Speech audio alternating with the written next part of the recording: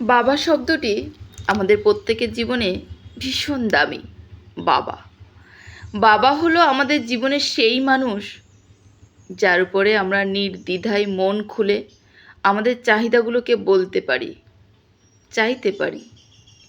নিজের সমস্ত কিছু বিসর্জন দিয়েও তেনারাও আমাদের সমস্ত কিছু পূরণ করার চেষ্টা করেন। বাবা হলো আমাদের জীবনের বটবৃক্ষের ছায়ার মতো। গ্রীষ্মের প্রচণ্ড তাপে যখন আমরা ক্লান্ত হয়ে পড়ি, তখনই আমরা খুঁজি একটা শীতল জায়গা, ঠান্ডা। অনেক সময় আমরা বটবৃক্ষের নিচে আশ্রয় নিয়ে থাকি। বাবাও আমাদের জীবনের ঠিক তেমনি।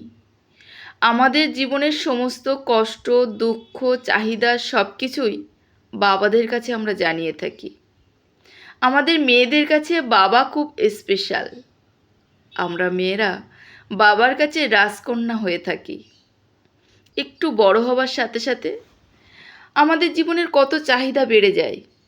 বাবা আমার এটা চাই, বাবা আমার ওটা চাই। বাবারাও তেমনি মুখ বুজে সব কিছু পূরণ করে যায়, সব আবদার মিটিয়ে যায়।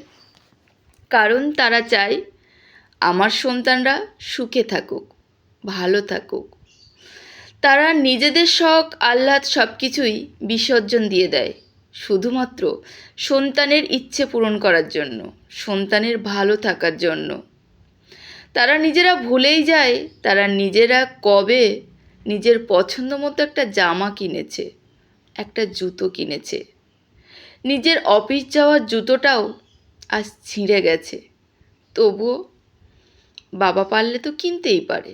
কিন্তু ওই যে সন্তানের চাহিদা, বাবা হয়তো কোনো দিন ভাবছে এই মাসে বেতনটা পেয়ে আমি আমার জন্য একটা নতুন জুতো কিনব।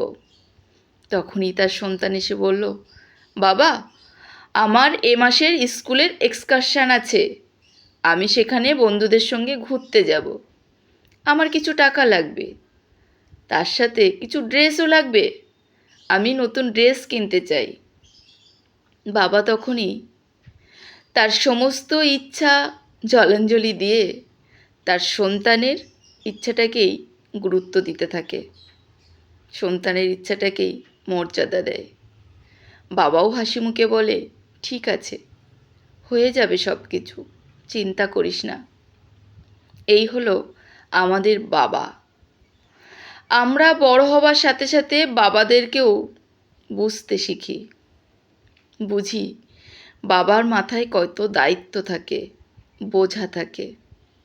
বাবা বাবা হওয়া মুখের কথা নয়, বাবার মাথায় অনেক দায়িত্ব, বোঝা সব কিছুই থাকে।